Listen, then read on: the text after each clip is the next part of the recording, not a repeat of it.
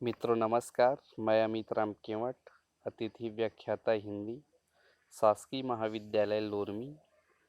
आज हम अटल बिहारी वाजपेयी द्वारा संचालित एमए हिंदी द्वितीय सेमेस्टर के पाठ्यक्रम में शामिल निर्मल वर्मा के परिंदे कहानी का यथार्थ बोध का अध्ययन करेंगे।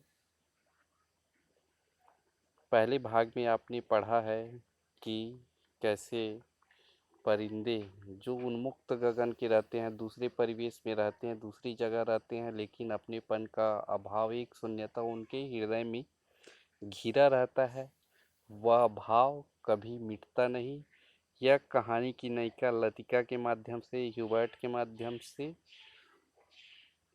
उन प्रस्तुत किए हैं। कहीं ना कहीं उनके हृदय में, चाहे डॉक्टर की हो, पर्वत है, नदी है, पठार है आदि का वर्णन भी उस शून्यता को विस्तारित रूप देता है।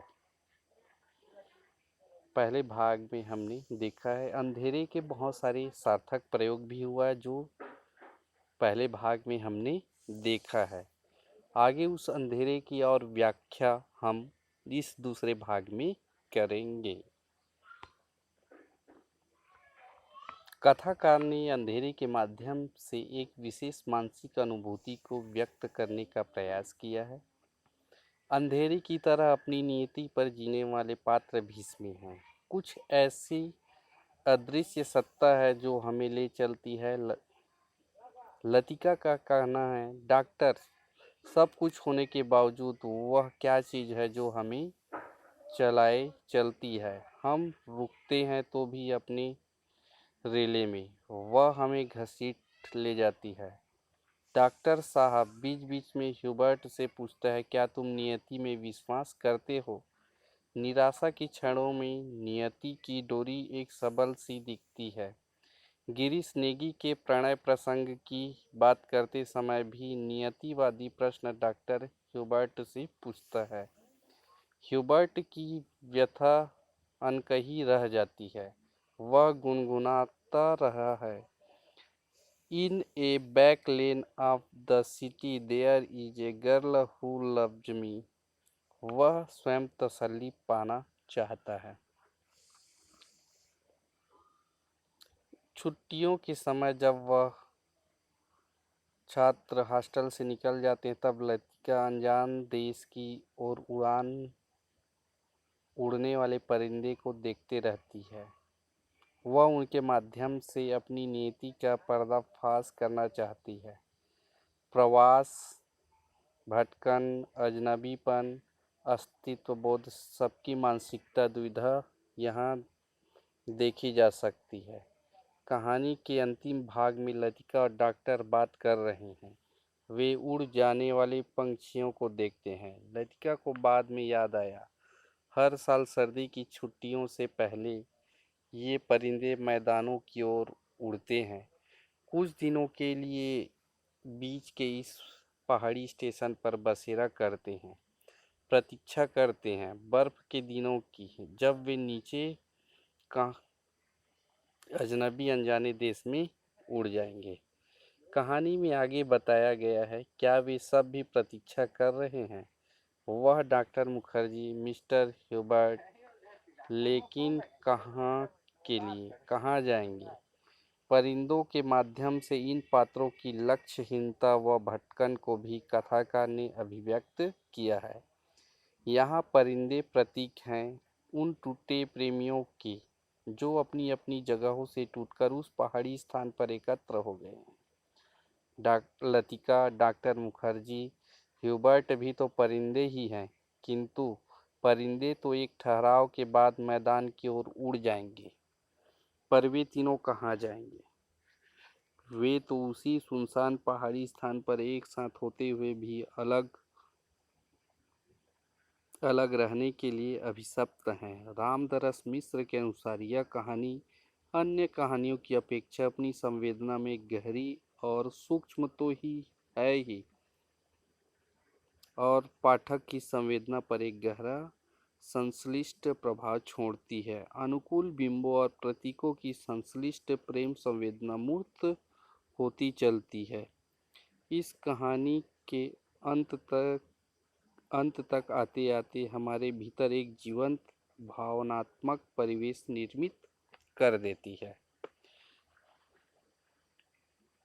परिंदे में संगीत का भरा पूरा वातावरण मिलता है।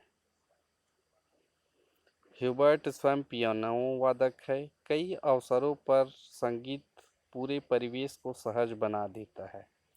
ह्यूबर्ट ही नहीं, डॉक्टर मुखर्जी भी अंग्रेजी धुन गुनगुनाते हुए हमारे सामने आता है।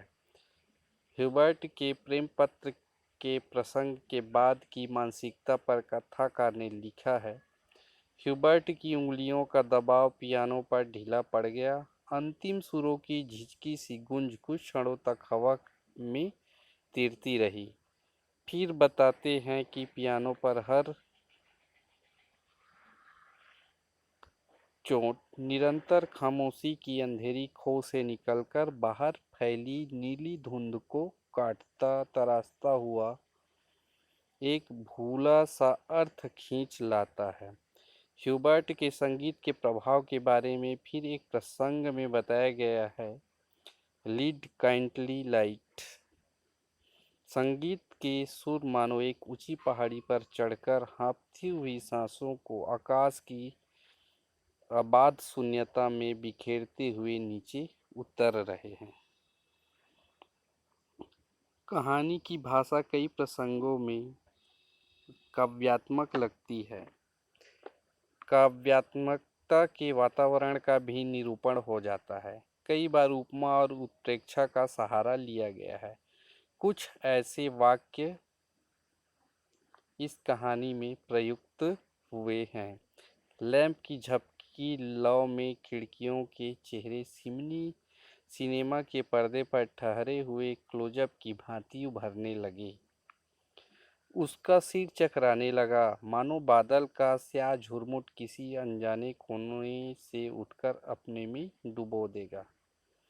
और कमीरुद्दीन नीचे झुककर मुर्गा सा बन गया। लतिका के बारे में बताया गया है, धूप की तपन से पका गेहुआ रंग कहीं कहीं हल्का सा गुलाबी हो आया था, मानो बहुत धोने पर भी गुलाब के कुछ डब्बे इधर उधर बिखर गए हों।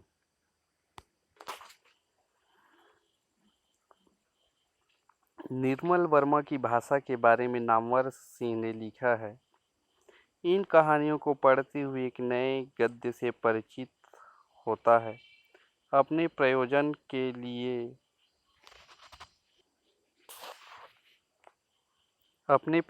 के लिए बनाया हुआ लेखक का अपना गद्य। संभवतः कहानी का गद्य इतना संवेदनशील पहले तो कभी नहीं था। यह तो भावोच्छ्वसित गद्य या नितांत कामकाजी परिंदे को देखकर लगता है कि भाषा के क्षेत्र में जो काम इतने दिनों से प्रयोगशील नई कविता भी कर सकी, उसे अंततः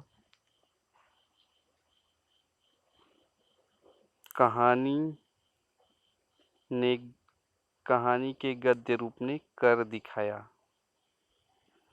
वस्तुतः परिंदे आधुनिक जीवन बोध से भरपूर एक कहानी है। इसमें मानव नियति का चित्र कथाकार ने खींचा है। महानगरी बोध की एक अनूठी कहानी है। यह अति व्यस्त जीवन की एक झांकी भी इसमें देखी जा सकती है। मानवीय अस्मिता एवं अस्तित्व का संकट आदि को समग्रता से उजागर करने का प्रयास यहाँ हुआ है। अंधेरा, उजाला, अजनबीपन, मृत्यु, भय, निराशा, पश्चाताप, रिक्तता, सर्वोपरि मानव नियति को ही निर्मल वर्मा ने शब्दबद्ध किया है।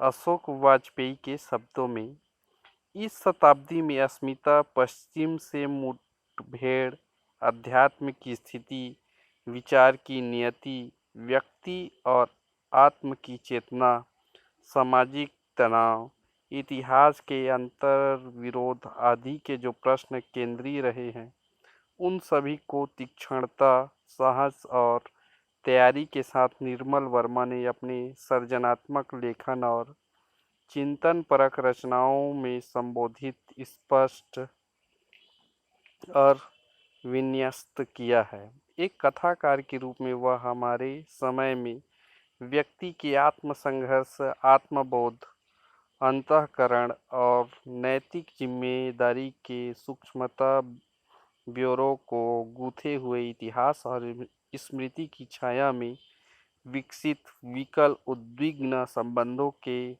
अत्यंत संवेदनशील रचयिता हैं। यह है निर्मल कहानी, निर्मल वर्मा द्वारा रचित परिंदे कहानी का यथार्थ बोध, जहाँ पर मनुष्य अपने एकांकीपन से कैसे उबता है और एक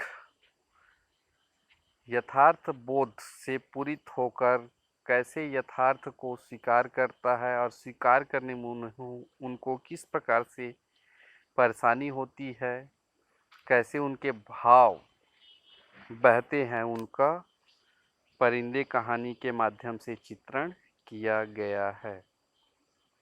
मित्रों, धन्यवाद।